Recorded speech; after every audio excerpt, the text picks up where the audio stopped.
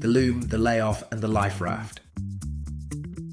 The Sunday Signal, issue number 42, February 22nd, 2026. Written by David Richards, MBE. From the handloom weavers of Yorkshire to the junior developers of 2026, the story of skilled work being eaten by machines follows the same brutal arc. Knowing the pattern is the only real advantage you have. The bottom line up front.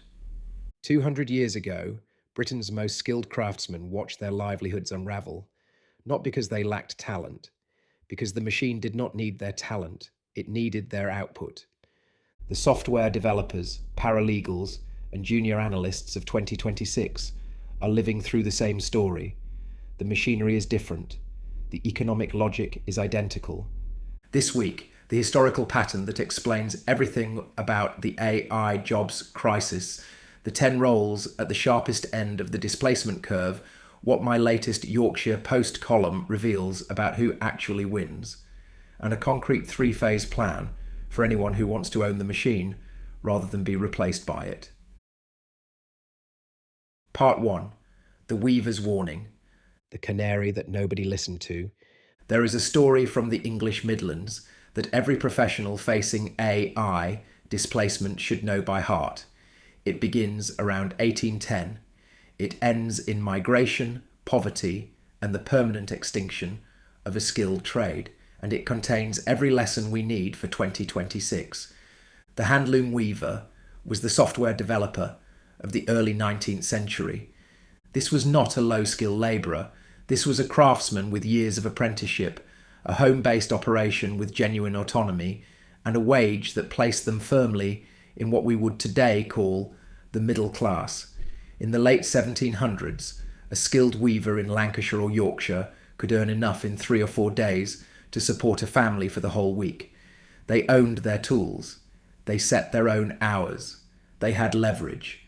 That leverage came from knowledge you could not simply acquire. The craft required mastering the tension of the threads, the rhythm of the shuttle, the relationship between warp and weft. This knowledge was the moat. It was the thing that made a weaver irreplaceable. Until, of course, it wasn't. The slow squeeze, 1815 to 1830s. The power loom did not arrive like a cannonball. It arrived like a tide, gradual, inevitable, and ultimately overwhelming. Between 1815 and the 1830s, weavers did not lose their jobs overnight. Something more insidious happened. The price of their output collapsed. A steam-powered loom could produce 20 times more cloth per hour than a human. Factory owners did not need to fire the weavers. They simply drove the market price of cloth so low that weavers had to work twice as hard for half the money just to survive. The weekly wage fell from roughly 25 shillings in 1800 to just 5 shillings by 1830. The same hands, the same skill, a fifth of the income. They argued that machine-made cloth was inferior. For a while, they were right. But the machines improved. Then the consumers stopped caring about the difference. Sound familiar? In 2026, a junior copywriter argues that AI-generated content lacks soul. A Tier 1 support agent argues that customers prefer talking to a human. A junior developer argues that AI code requires too much review to be reliable. They are not wrong, not yet, but the machines are improving and the economics are already shifting. This is the slow squeeze. The job title survives, the wage, the job security, and the career trajectory quietly erode. The Luddite rebellion, the emotional breaking point. As their livelihoods collapsed, the weavers did not simply retrain. They fought back. Organised groups of skilled textile workers broke into factories at night to smash the power looms with sledgehammers. The popular myth is that the Luddites were ignorant people who feared technology. That is a comfortable story for those who benefit from automation. The reality is more complex. The Luddites were not anti-technology, they were anti-exploitation. The machines were being used specifically to bypass existing labour laws, undercut agreed wage structures, and destroy a standard of living that skilled workers had built over generations. Their grievance was not with the loom itself. It was with the fact that the productivity gains were going entirely to the factory owners. Parliament made machine breaking a capital offence, punishable by death. Soldiers were deployed. The movement was crushed. The weavers lost. By the 1840s, the handloom weaver, as a career, was functionally extinct. Many ended up working in the very factories they had fought against, no longer as independent craftsmen, but as machine overseers. The value had migrated from weaving the cloth to maintaining the loom. Those who could not make that transition emigrated, thousands of them, to the United States and Australia. Their children benefited. Lower cloth prices meant cheaper clothing for everyone. New industries emerged. The weavers lived through the worst of it. Their grandchildren inherited the benefits. This is the U-shaped recovery. And it is exactly the shape of the curve that today's displaced professionals are at the beginning of. 1826 versus 2026. The junior software developers, paralegals, market research analysts, and content writers of today are the handloom weavers of 1820, talented, genuinely skilled. The apprenticeship was real, the moat existed, but the power loom has arrived.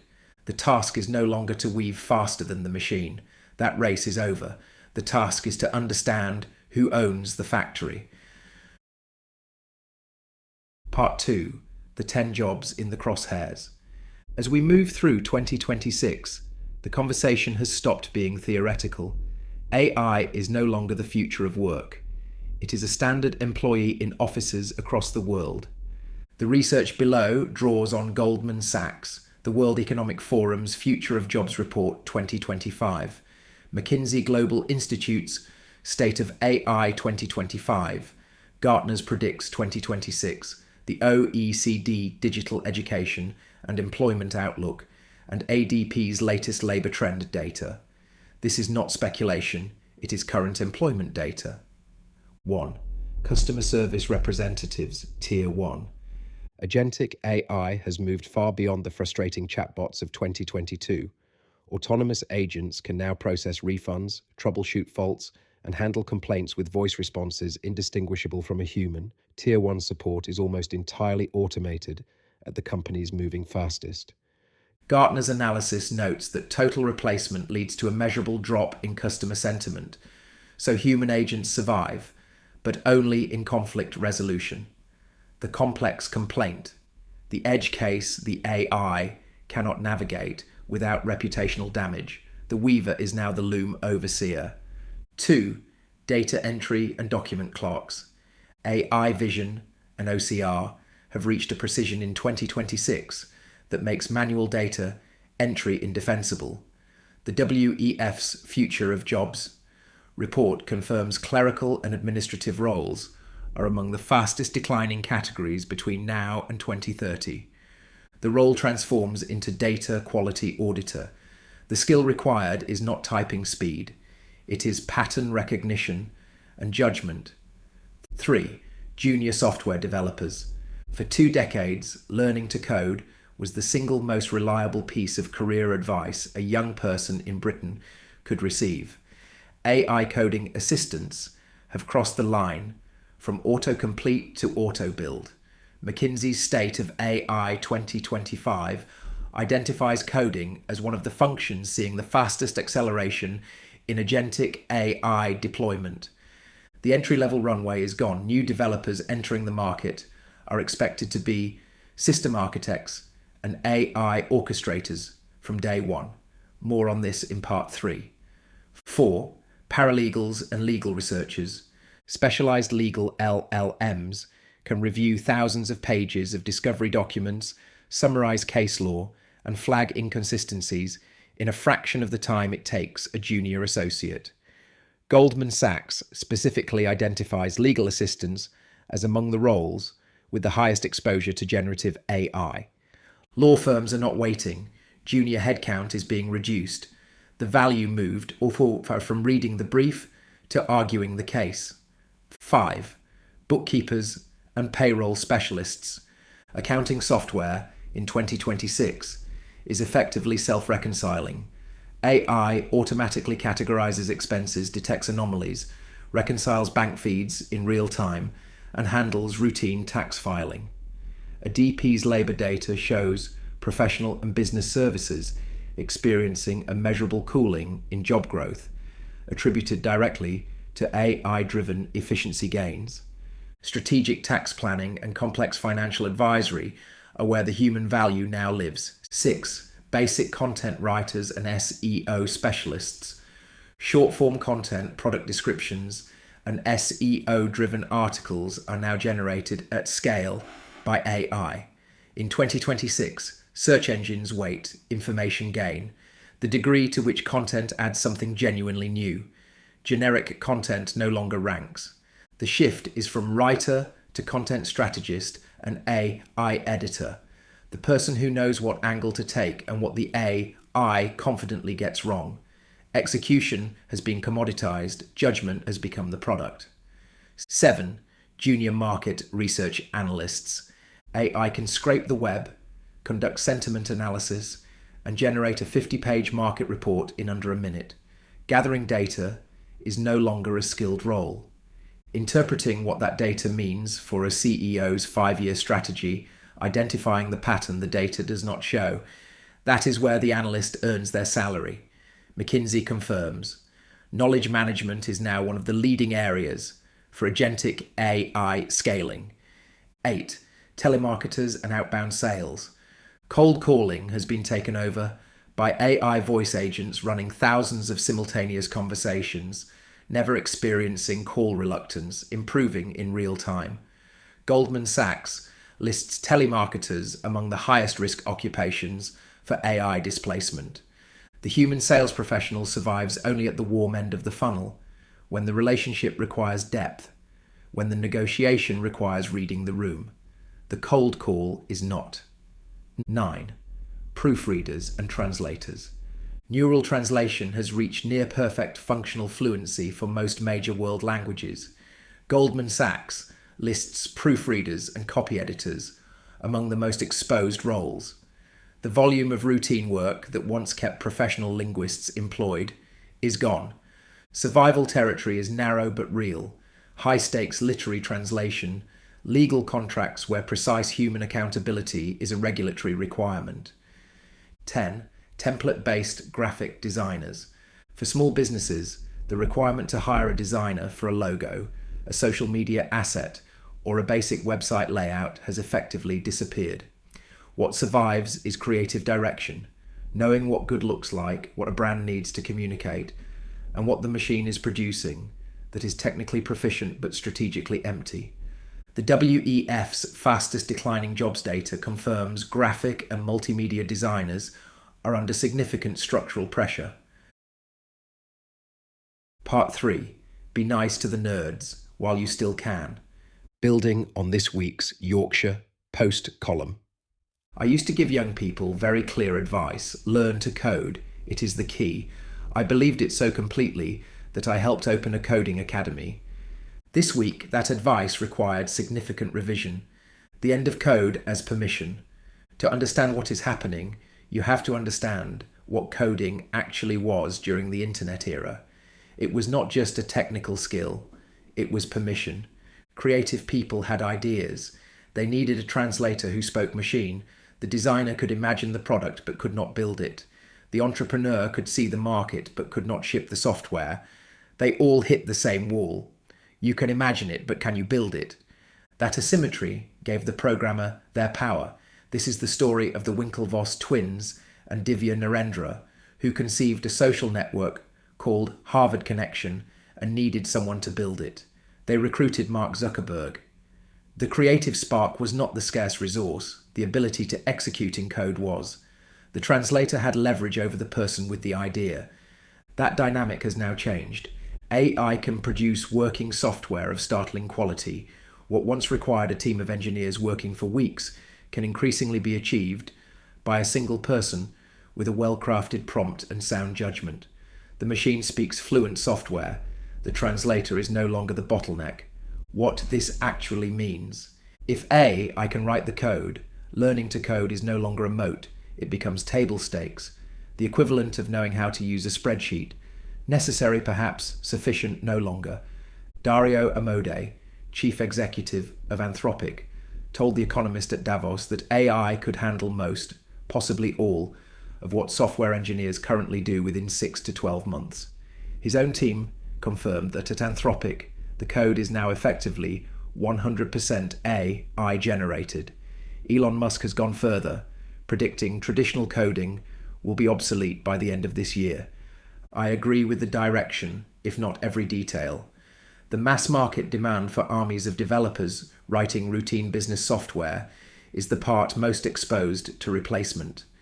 The OECD has already identified a significant cooling in entry-level white-collar hiring across member countries through late 2025 and into 2026.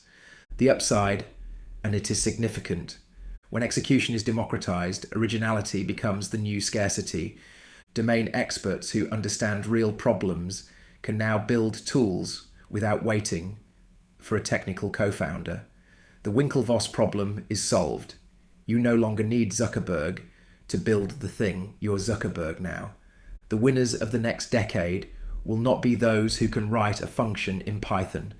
They will be the people who think clearly, see problems others miss, understand the domain deeply enough to know what quality looks like, and can direct increasingly capable machines toward genuinely useful outcomes.